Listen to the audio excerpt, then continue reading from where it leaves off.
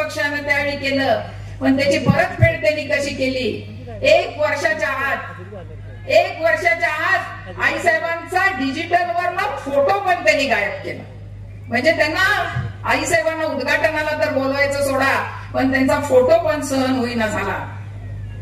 जेव्हा अतिशय संघर्षाचा काळ आला, साहेब आपला पक्ष फुटला, त्यावेळी त्यांनी एका क्षणाचाही विलंब न लावता आपल्या पाठीत, पवार साहेबांच्या पाठीत खंजीर खुपसला आणि विकासाच्या नावाखाली दुसऱ्या गटाला जाऊन ते सामील झाले.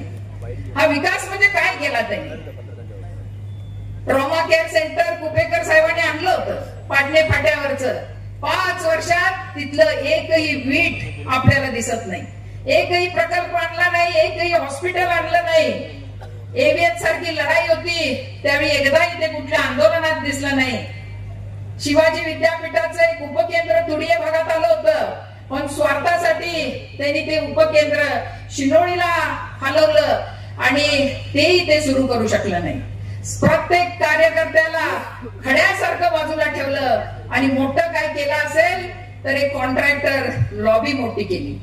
1600 कोटीच्या विकासाचा दिंडोरा पिटला जातोय, त्याचा हिशोब त्यांनी अजून दिलेला नाही.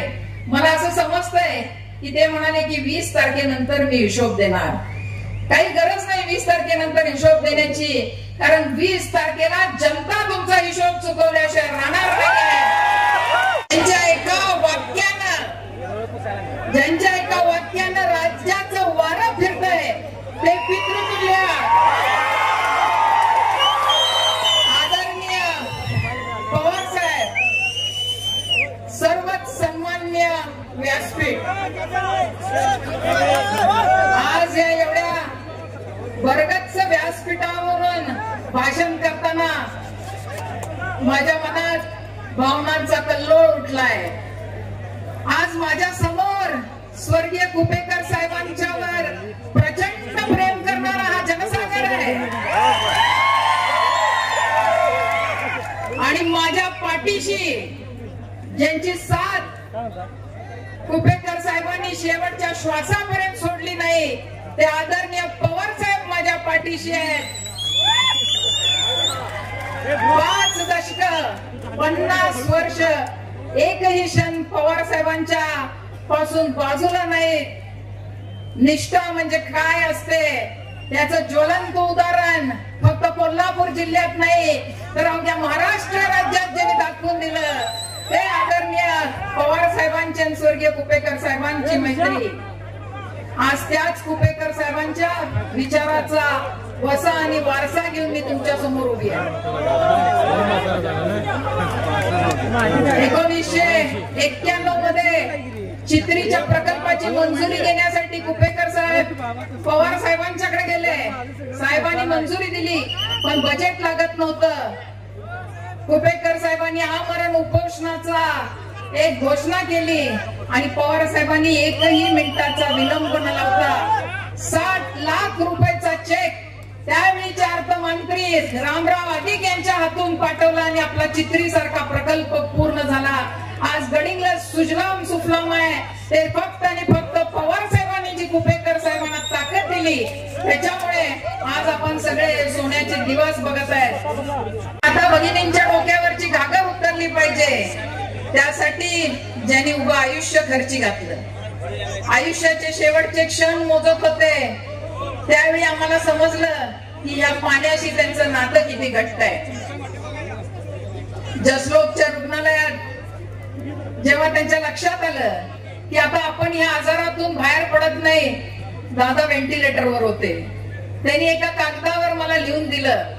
त्यांनी आपली इच्छा माझ्या समोर व्यक्त केली की मी सर्वांचा प्रेमानं निरोप घेत आहे, पण एक काम कर, माझ्या अस्थींचं विसर्जन गंगेत करू नकोस. माझ्या अस्थींचं विसर्जन मी जे केलेले चित्री असेल, फाटकवाडी असेल, कुंभरी असेल, तेरणी असेल, एनेचवंडी असेल, या मी केलेल्या पाणी प्रकल्पात कर, अशी शेवटची इच्छा दादा लिहून गेले. मला तुम्हाला सांगायचं आहे की या पाण्याच्या प्रत्येक थेंबात माझे वडील आहेत, या मातीशी माझी नाळ जोडलेली आहे. मी कुठेही जाणार नाही, माझं उर्वरित आयुष्य मी इथे राहून तुमच्या सोबत घालवणार आहे. कुठलाही संभ्रम तुमच्या मनात असू देऊ नका.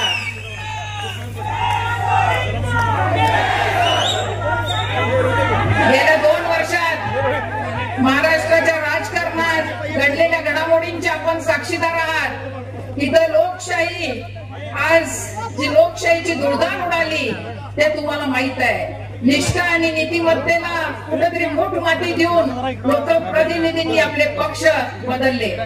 हा स्वर्गवासी यशवंतराव चव्हाण साहेबांचा महाराष्ट्र आहे की काय असा प्रश्न पडतो. त्यावेळीची एक घटना सांगितली जाते की जेव्हा यशवंतराव चव्हाण साहेबांना दिल्लीत संरक्षण मंत्री म्हणून जावं लागलं त्यावेळी त्यांनी कॉम्रेड दत्ता देशमुख साहेबांना सांगितलं की आपण मुख्यमंत्री व्हा, पण त्यासाठी तुम्हाला कम्युनिस्ट पार्टी मधून काँग्रेस पार्टीमध्ये यावं लागेल. एवढी मोठी ऑफर, पण कॉम्रेड दत्ता देशमुख साहेबांनी ठासून सांगितलं की मी माझा पक्ष आणि पक्षनिष्ठा सोडणार नाही. हा महाराष्ट्राचा इतिहास आहे, हे आपला महाराष्ट्र आहे. पण या महाराष्ट्राला काळीमा लावण्याचं काम की ज्यांनी निष्ठा विकत घेतली आणि ज्यांनी आपली निष्ठा विकली अशा लोकांनी काळीमा लावण्याचं काम केलेलं आहे. पण छत्रपती शिवाजी महाराजांचा हा स्वाभिमानी महाराष्ट्र आहे. शाहू फुले आंबेडकरांच्या विचाराचा हा महाराष्ट्र आहे. या जनतेनं दाखवून दिलं की या कमजोर फांद्या तुम्ही सीबीआय, ईडी पैशाचा वापर करून कदाचित कापल्या असतील, पण ही निष्ठेची मुळं मात्र महाराष्ट्रात घट्ट आहेत. आणि म्हणूनच पवार साहेबांचे 10 पैकी 8 खासदार लोकसभेत निवडून आले. आपण सर्वजण साक्षीदार आहात. आजही ते बटेंगे तो कटेंगे सारखा नारा लावतात, माणसा माणसात फूट पाडण्याचं काम करतात. ज्या मुस्लिम समाजाचं प्रचंड योगदान आहे या देशाच्या बांधणीत, त्यांचं योगदान विसरून चालणार नाही. त्यामुळे ह्या जातीयवादी शक्तींचा सामना आपण जुडेंगे तो जितेंगेचा नारा देऊन करूया असं या व्यासपीठावरून मला सांगावंसं वाटतंय. आज अमेरिकेचा राष्ट्राध्यक्ष बायबलवर हात ठेवून शपथ घेतो, पण आपल्या भारतात आपण शपथ कशी घेतो तर संविधानाला साक्ष ठेवून. डॉक्टर बाबासाहेब आंबेडकरांनी एक समता आणि बंधुत्व शिकवणारं संविधान दिलं.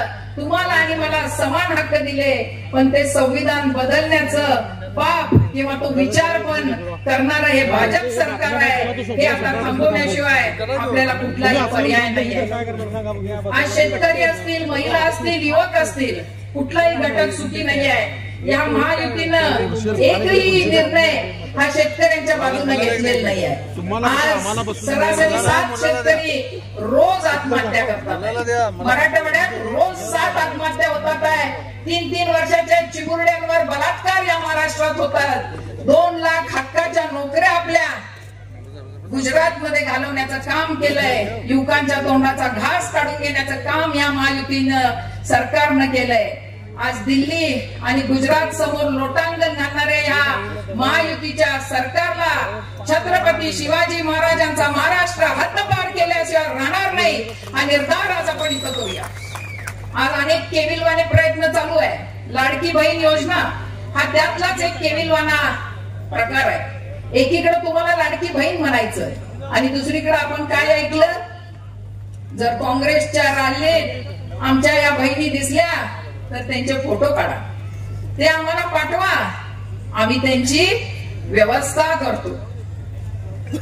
काय म्हणायचंय त्याला? धमकी म्हणायची, लाच म्हणायची का बहिणीला ओवाळणी द्यायची आणि ही अशी भाषा करायची? रणरागिणी ताराराणीच्या मातीत जन्मलेल्या माझ्या भगिनी आहेत. या असल्या लोकांना, या अहंकारी लोकांना या कोल्हापूरच्या मातीत गाडल्याशिवाय माझ्या लाडक्या बहिणी थांबणार नाही हा मला प्रचंड विश्वास आहे. साहेब, आज चंदगड विधानसभा मतदारसंघात 17 उमेदवार निवडणूक लढत आहे. खर तर स्वर्गीय बाबासाहेब कुपेकरांच्या मृत्यूनंतर 7-8 वर्ष अतिशय प्रामाणिकपणे मी चंदगड गडिंग्लज आजरा या विभागात काम केले. 300 गावात कानाकोपऱ्यात पोहोचलोय. प्रत्येक ठिकाणी विकास पोहोचवलाय. रस्ते असतील, शाळा असतील, अंगणवाड्या असतील, आरोग्य केंद्र असतील, उच्चंगी सारखा प्रकल्प असेल, अशी अनेक कामं आईसाहेबांच्या काळात आम्ही केलेली आहे. एक एव्हीएन सारखा विनाशकारी प्रकल्पाला 3 वर्ष सातत्याने रस्त्यावर उतरून आम्ही ती लढाई लढलोय. तो प्रकल्प जर झाला असता चंदगडमध्ये तर नक्कीच पर्यावरण नष्ट झालं असतं. कॅन्सर सारखा रोग घराघरात झाला असता. पण आम्ही एक लढा उभा केला. वेळ प्रसंगी मी त्याच्यासाठी तुरुंगात पण जाऊन आलेला आहे. या देशातलं एकमेव उदाहरण आहे. या देशातलं एकमेव उदाहरण आहे की 200 कोटीचा चालू असलेला प्रकल्प हे हद्दपार करण्याचं काम जर कुणी केलं असेल तर या स्वाभिमानी चंदगडच्या जनतेने केलेलं आहे आणि त्याचा मला सार्थ अभिमान आहे. याच पार्श्वभूमीवर 2019 ची निवडणूक लागली. साहेब आम्ही दुसऱ्या कुणाच्या तरी समोर ठेवलं. आपला आदेश मानून आईसाहेबांचा शब्दाचा आदर करत स्वर्गीय कुपेकर साहेबांवर काम करणारा प्रत्येक राष्ट्रवादीचा कार्यकर्ता राबला आणि त्यांना आयुष्यात कधी मिळालं नसतं असं पद देण्याचं काम आपल्या या राष्ट्रवादी काँग्रेस पक्षानं त्यावेळी केलं. पण त्याची परतफेड त्यांनी कशी केली? 1 वर्षाच्या आत आईसाहेबांचा डिजिटलवर फोटो पण त्यांनी गायब केला. म्हणजे त्यांना आईसाहेबांना उद्घाटनाला तर बोलवायचं सोडा पण त्यांचा फोटो पण सहन होईना झाला. जेव्हा अतिशय संघर्षाचा काळ आला, साहेब आपला पक्ष फुटला, त्यावेळी त्यांनी एका क्षणाचाही विलंब न लावता आपल्या पाठीत पवार साहेबांच्या पाठीत खंजीर खुपसला आणि विकासाच्या नावाखाली दुसऱ्या गटाला जाऊन ते सामील झाले. हा विकास म्हणजे काय केला त्यांनी? ट्रॉमा केअर सेंटर कुपेकर साहेबांनी आणलं होतं पाटणे फाट्यावरचं. 5 वर्षात तिथलं एकही वीट आपल्याला दिसत नाही. एकही प्रकल्प आणला नाही, एकही हॉस्पिटल आणलं नाही. एव्हीएच सारखी लढाई होती त्यावेळी एकदाही ते कुठल्या आंदोलनात दिसलं नाही. शिवाजी विद्यापीठाचं एक उपकेंद्र तुडीये भागात आलं होतं पण स्वार्थासाठी त्यांनी ते उपकेंद्र शिनोळीला हलवलं आणि तेही ते सुरू करू शकलं नाही. प्रत्येक कार्यकर्त्याला खड्यासारखं बाजूला ठेवलं आणि मोठं काय केलं असेल तर एक कॉन्ट्रॅक्टर लॉबी मोठी केली. 1600 कोटीच्या विकासाचा दिंडोरा पिटला जातोय, त्याचा हिशोब त्यांनी अजून दिलेला नाही. मला असं समजतंय की ते म्हणाले की 20 तारखेनंतर मी हिशोब देणार. काही गरज नाही 20 तारखेनंतर हिशोब देण्याची, कारण 20 तारखेला जनता तुमचा हिशोब चुकवल्याशिवाय राहणार नाही. आज मला खेदानं सांगावंच वाटतंय की ज्या चंदगडच्या जनतेनं स्वर्गीय नरसिंहराव पाटील साहेबांच्यावर प्रचंड प्रेम केलं, आज त्यांचं निधन होऊन 7 वर्ष होतात आहे. जेव्हा त्यांचं निधन झालं त्यावेळी भव्य दिव्य असं स्मारक उभारू याची घोषणा झाली, पण दुर्दैवानं आज तिथंही एक वीट उभारली नाही. त्यामुळे या 1600 कोटींच्या या विकासावर नक्कीच प्रश्न उभा राहतो. आज त्यांच्या डिजिटलवर लाडकी बहीण दिसते आणि 1500 रुपये दिसतात, पण हे बोले तसा चाले नाही आहे. आज त्यांची नव महाराष्ट्र शिक्षण संस्था आहे. गेल्या 30 वर्षात 250 ते 300 कामगार आहेत, पण महिला कामगार किती आहेत, महिला शिक्षक किती आहेत, एका हाताच्या बोटावर पण मोजणार नाही एवढ्याच महिला शिक्षक तिथे आहेत. तालुक्यात शेतकऱ्यांचं हक्काचं पाणी कुणालाही न विश्वास घेता, कुणालाही न सांगता तुम्ही कर्नाटक मध्ये देण्याचा प्रस्ताव केला. तुम्हाला नक्कीच जनता याचा जबाब विचारल्याशिवाय राहणार नाहीये. आज तुम्ही मला विचारता की ताई का आलेत म्हणून, मी तुम्हाला एवढंच सांगेन की ताई आलेले नाहीयेत, त्यांना पवार साहेबांनी आणलंय. आणि कशासाठी आणलंय तर तुमच्यासारख्या गद्दारांना गाडायसाठी आणलंय. एवढंच मी व्यासपीठावरून सांगेन.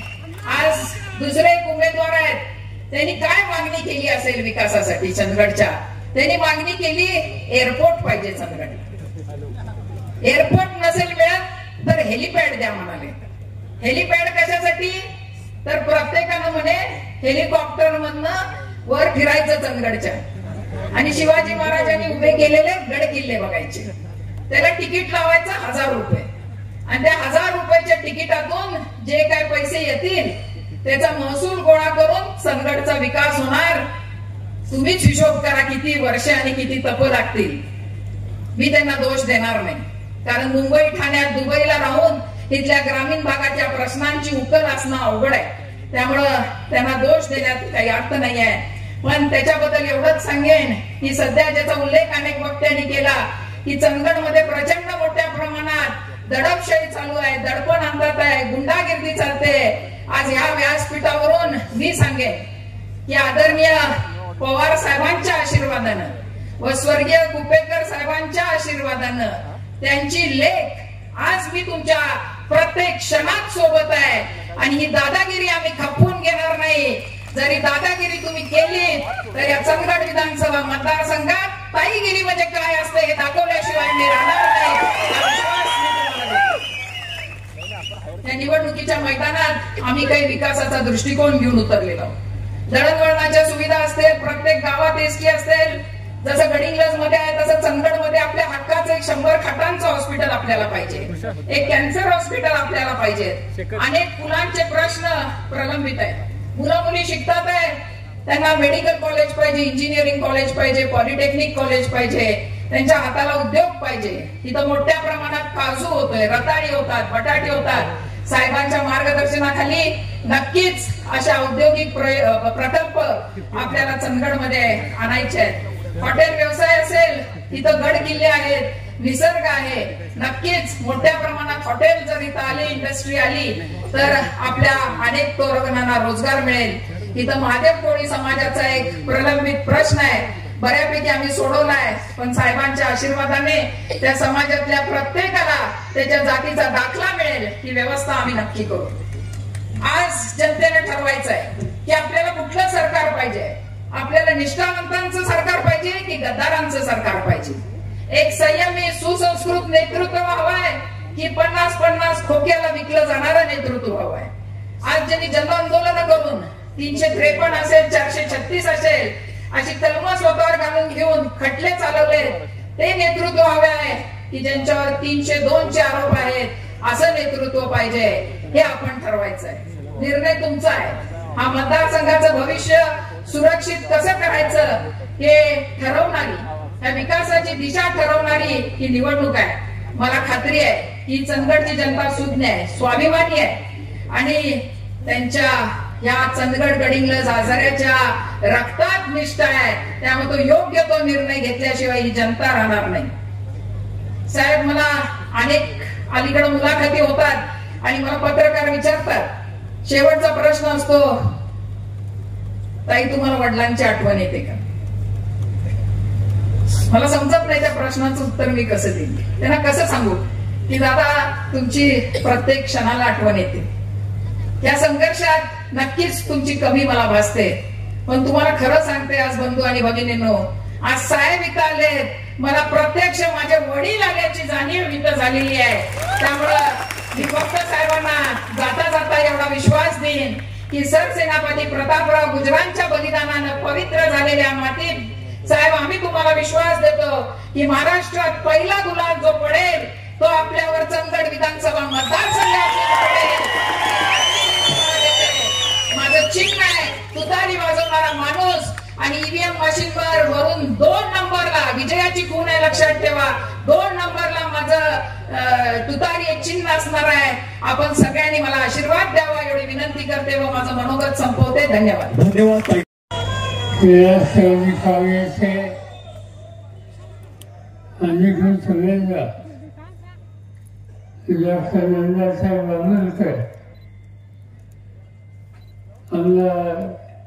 संजय साहेब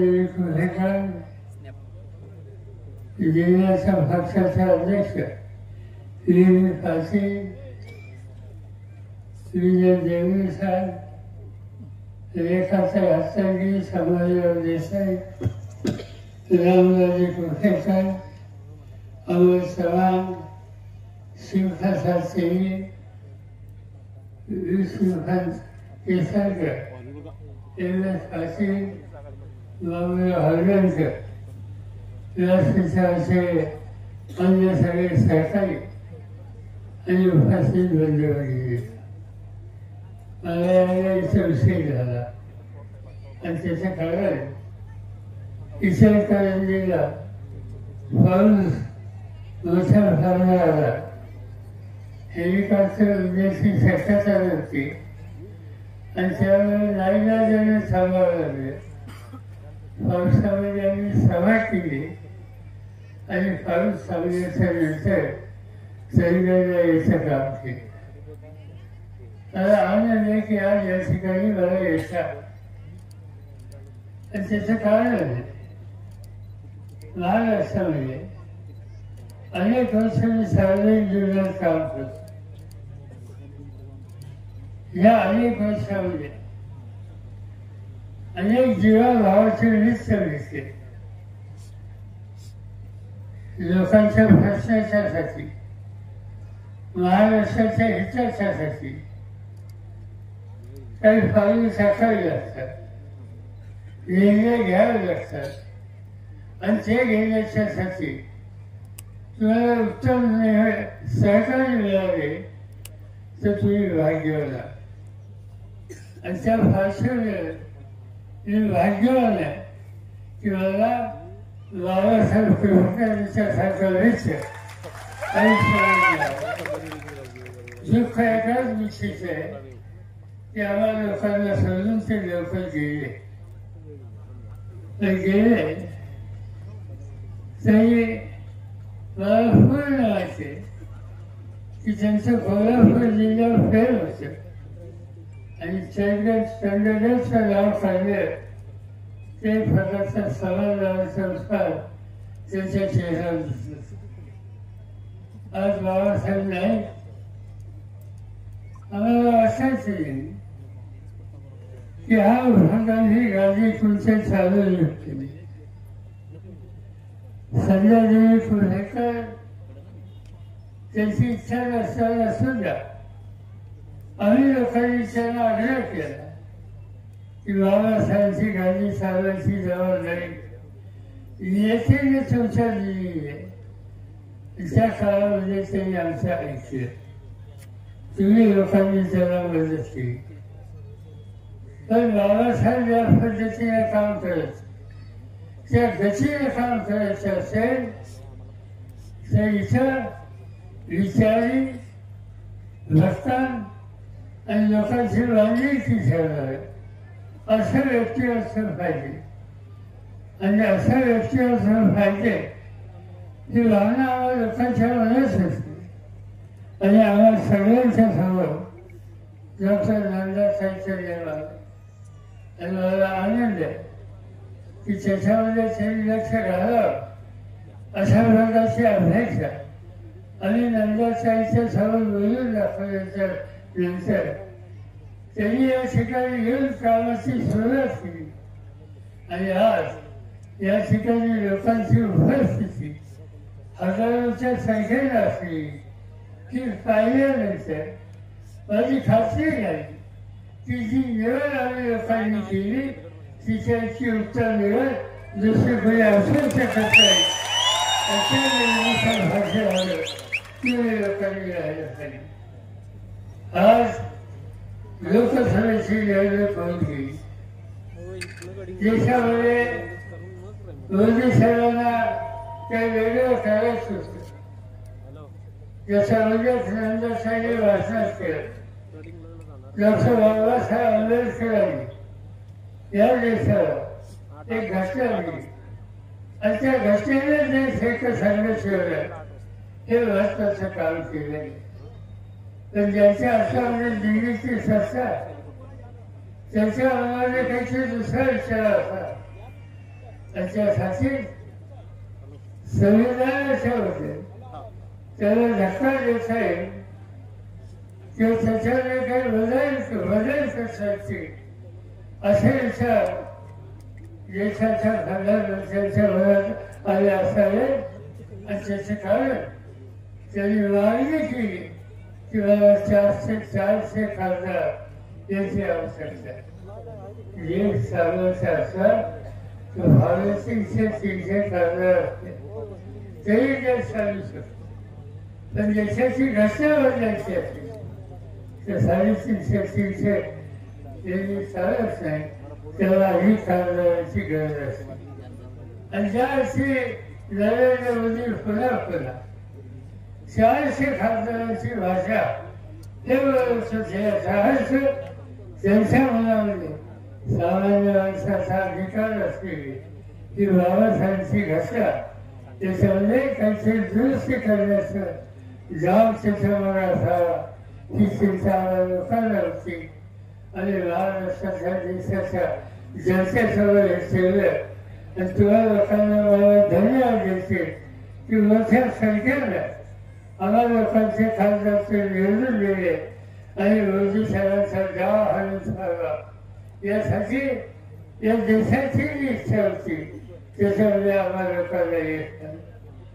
लोकसभेची निवडणूक होईल असा महाराष्ट्राचा विधानसभा पुण्याच्या 20 तारखेला तुम्हाला लक्षाचा निर्णय घ्यायचा आणि व्हायचा हातात ते एकच वेळी त्या एकाच वेळेत शक्ती केल्या त्या एकच येण्यावर आणि काँग्रेस पक्षाला सोनिया गांधींना केलं त्यांच्या चिरंजीव राहुल गांधी यांना घेतलं म्हणून राष्ट्रवादीचे वतीने मी स्वतः त्याच्यामध्ये सहभागी झालो. दिल्लीच्या मुख्यमंत्री केजरीवाल म्हणून त्याला आम्ही बरोबर घेतलं. तामिळनाडूचे मुख्यमंत्री कर्नाटकचे मुख्यमंत्री या सगळ्यांना बरोबर घेतलं. समाजवादी पार्टीचे हे बरोबर घेतलं आणि आम्ही हे ठरवलं की महाराष्ट्रामध्ये एक आघाडी करायची. तिचं नाव महाविकास आघाडी करून महाविकास आघाडीच्या हातावर महाराष्ट्राचं राज्य सत्ता कशी याची काळजी घ्यायची आणि त्यासाठी काही कार्यक्रमाने हातात घेतले. कार्यक्रम कसे जे समाजाचे घटक अजूनही दुःखी आहेत. 10 वर्ष भाजपच्या हातात राज्याची सत्ता असताना 2 वर्षाचा अपवास पडला तर इतक्या वर्षात सत्ता असताना लोकांच्या भ्रष्टाची सोडून ज्यांनी केली नाही त्यांना सत्तेचा अधिकार नाही हे कुठे सांगण्याची गरज असते. आणि ते करायचे असते काही खासदार आम्हाला निवडून आले पाहिजे नवीन कार्यक्रम दिला पाहिजे. आज भाजपकडे सत्ता ज्यांच्या हातात आहे त्यांनी काही कार्यक्रम दिले महिलांच्या संबंधित. आज त्यांनी जाहीर केलं लाडकी बहीण आणि लाडक्या बहिणीच्यासाठी 1500 रुपये महिना या भागाची आम्ही सवलत दिली. बरेच करून या भागाचा धोरण त्यांनी जाहीर केलं. 1500 रुपये बहिणीला देण्यात त्याला वादा विरोध नाही. तुम्हाला लाडक्या बहिणीला मदत करायची आवश्यक आहे. आज गरज कशाची माझ्यावरचे 1500 रुपये यापेक्षा गरज ही आहे की या लाडक्या बहिणीला मुलींना संरक्षण कसं देईल याचा उल्लेख या ठिकाणी आधी केला गेला. आज प्रश्न कोणता दुर्दैवानं आज महाराष्ट्रामध्ये स्त्रियांच्या अत्याचार मुलींचा अपहरण या गोष्टी अनेकांची घरं उद्ध्वस्त करण्याच्या दृष्टीने जबाबदार करतात.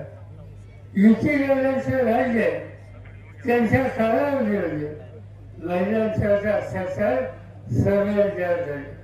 गेल्या 2 वर्षामध्ये अत्याचार महिलांचे झाले. महाराष्ट्रासारख्या राज्यामध्ये त्याच्या अखेरीवर आम्ही गोळा केली तर 9 वर्षामध्ये 67,381 स्त्रियांच्यावर अत्याचार केले याची नोंद राज्य सरकारकडे आहे.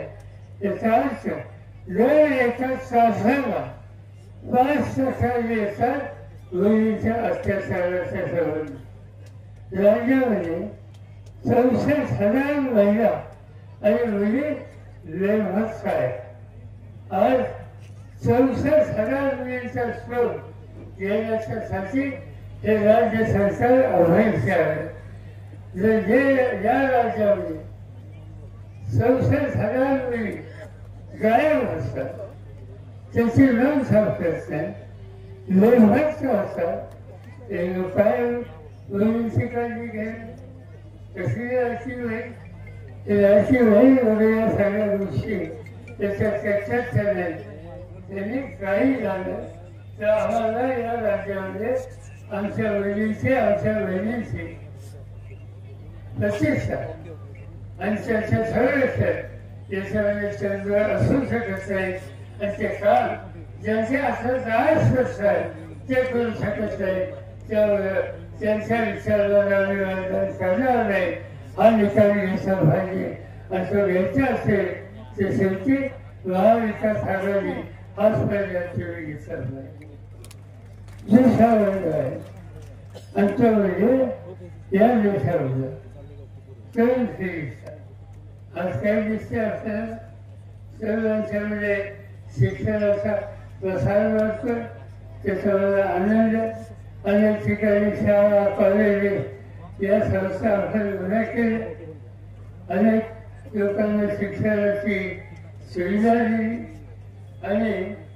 मुलं शिकतील कशी हे आपण बघतो मुलं शिकतात आणि शिकून फायदेला झाले तर नोकरी मिळत नाही निराशायची नैराश्याचं एकदा संकट एखाद्या व्यक्तीला आले दुसऱ्या तो चुकीच्या मार्गाला सुद्धा जाऊ शकतो आज ज्यांच्या हातात चालले त्यांच्या या क्षेत्राच्या कामाची माहिती आम्ही लोकांनी गोळा केली किती मुलांना महाराष्ट्रात आज बेकारी करून द्यावं लागतं आणि त्याची माहिती नाही गेलं तर आज महाराष्ट्रामध्ये राज्य सरकारच्या नोंदणीनुसार 62,00,000पेक्षा अधिक बेरोजगार मुलं आहेत त्यांना नोकरी मिळते तुम्ही लक्षात घ्या की 62,00,000 तरुण आज नोकरीसाठी वर्णन घेतात त्यांना नोकरी या राज्यामध्ये मिळत नाही ही अवस्था आज या ठिकाणी बघायला मिळते तिसरा महत्वाचा प्रश्न त्याच्यामध्ये शेती या देशामध्ये या राज्यामध्ये कोट्यावधी लोकांची लोकसंख्या आहे त्या लोकांचं भूकेचा प्रश्न कोण सोडवलं तो सोडवायची ताकद तुमच्यासारख्या कोट्यावधी लोकांच्याच आहे काळ्याची इमान राखावं हा जो शेतकरी आहे तो घाम घालतो कष्ट करतो देशाचं उत्पादन वाढवतो आणि तो आवाज भागण्याची भूकेची गरज पूर्ण भागाने घालवतो आज या शेतकऱ्याच्यामध्ये संकटाची स्थिती संकट कसं त्याच्या मालाची किंमत मिळत नाही त्याच्या मालाची किंमत मिळत नाही त्यामुळे तो संकटात असतो बँकेचे पैसे भेटत नाही सावकाराचं देणं देता येते आणि त्यामुळे काहीच नाही वसुलीसाठी आलेला सावकार त्याची भांडी कोणी घराच्या बाहेर काढतो त्याला फावच नाही आणि अनेक लोक आत्महत्याच्या रस्त्याने जातात आज महाराष्ट्रामध्ये शेतकऱ्यांच्या आत्महत्या हा अतिशय गंभीर प्रश्न झाला यावेळेला तुम्हाला मला अन्न देणारा शेतकरी आत्महत्याच्या रस्त्यावर असो याचा अर्थ राज्य सरकार म्हणून जी शेतकऱ्यांच्या हिताची गंभीर करण्याची जबाबदारी त्याच्यामध्ये असते राज्यकर्ते ते अयशस्वी झाले आणि त्यामुळे आम्ही महाविकास आघाडीच्या विचार त्यांच्या डोक्यावर कर्जाचा ओझा हा कार्याच्या गत्यंतर मला असंच आहे मनमोहन सिंगांचे राज्य असं ते प्रधानमंत्री होते त्यांच्या मंत्रिमंडळामध्ये शेती खात्याचा मंत्री होते महाराष्ट्रामध्ये आत्महत्या होतात हे कळलं जिच्या आत्महत्या झाली त्या गावामध्ये मी स्वतः गेलो ज्यांच्या घरात आत्महत्या झाली त्या कुटुंबाला विचारलं माऊली विचारली होती नवऱ्याने आत्महत्या दिली मी त्या माऊलीला विचारलं काय तुझ्या माणसाने आत्महत्या केली रडत रडत तिने सांगितलं कपाशीचं पीक घेतलं होतं तिच्या नावाने काढून घेतात ती स्वतः सरकारनं त्या पिकासाठी औषध विमा सुविधा याच्यासाठी बँकेचं कर्ज काढलं आणि स्वतः सरकारने अतिवृष्टीने गेलं पीक गेलं कर्ज असेल डोक्यावर आहे. दुसरे असेल खुल्या बाजारामध्ये असंच पीक घेतलं. सोसायटीचा थकबाकी झाला आणि बँकेचं कर्ज मिळाले त्यासाठी खाजगी सावकाराकडे पैसे घेतले, पीक आलं आणि त्यावेळेला पिकावर रोग पडला आणि सोन्यासारखं पीक हातात घेतलं. पण ह्या दोन्ही ठिकाणी कर्ज असल्या डोक्याला आहे. तो कर्ज वाढला झाला, तो थकबाकीला झाला, नवीन पैसे मिळायचा त्याचा रस्ता बंद झाला आणि एक दिवशी तो सावकार असतात त्याचा लाला झाला वसुलीच्यासाठी आणि वसुली लेस झाल्यावर त्या शेतकऱ्याच्या घराची वांगी कुठे बाहेर काढली ते त्या व्यवस्थाला सहन झाले नाही. दुसऱ्या दिवशी बाजारात गेला, इंग्लिश विषयाची वाची घेतली, कसा कसा झाला आणि जीव देऊन टाकला. त्या बाबूजीने आम्हाला सांगितलं की जीव देण्याचं कारण शेतकऱ्याच्या डोक्याचं होतं आणि म्हणून आम्ही फरक देण्याला एक निकाल घेतला की शेतकऱ्याच्या डोक्याचं होतं कर्जाचं ते फेडल्याशिवाय ते रद्द केल्याशिवाय हा कार्याची सेवा करणारा शेतकरी वाचू शकत नाही. आणि म्हणून आम्ही एकच निर्णय घेतला की या देशामध्ये शेतकऱ्यांच्या डोक्यावरचे 71,000 कोटीचे कर्ज माफ करून टाकले आणि त्याला कर्जातून जायचं. अनेक गोष्टी केल्या त्याच्यामध्ये. आम्हाला लोकांची आशावादी संस्था होती त्या सुरुवातीला बँकेचा शेतीमालाच्यासाठी व्याजाचा दर 12% होता. आम्ही 6% लागला, 6-4% लागला, 3% लागला. आणि तो नेहमीच फेर करतो त्याला काही बँकेतून 0% सुद्धा आणला. आज त्याचे निर्णय घ्यायची आवश्यकता. मोदी साहेबांच्या राजूश्रीने गेल्या महिन्यामध्ये या देशाचे 16 उद्योगपती त्यांच्या डोक्यावर 18,000 कोटीचं कर्ज जे होतं ते कर्ज मोदी सरकारने माफ केले. 16 लोकांच्या डोक्यावरचं 18,000 कोटीचं कर्ज याची चिंता आज या भाजपच्या सरकारला वाटते. पण शेतकऱ्याच्या डोक्यावरचं ओझं कमी करावं ही गोष्ट त्याला कधी वाटते. आणि म्हणून हे जे सरकार आहे ते महिलांच्या विरोधी, तरुणांच्या विरोधी, शेतकऱ्यांच्या विरोधी किंवा आम्हा सगळ्यांच्या हिताची जपणं करण्याच्या संबंधीची या सरकारची दृष्टी आहे. आणि सगळं बदलायचं असेल तर सरकार बदलत असते. सरकार बदलायचं कसं?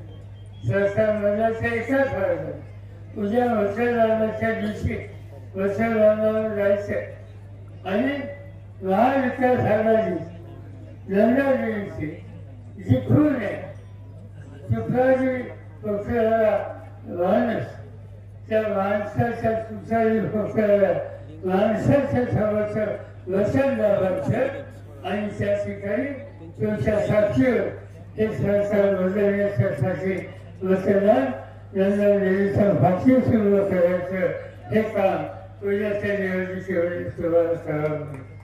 मागच्या निवडणुकीमध्ये काही लोकांना आम्ही सहकार्य केले, अनेक ठिकाणी आम्ही जाऊन त्यांचा पुरस्कार केला.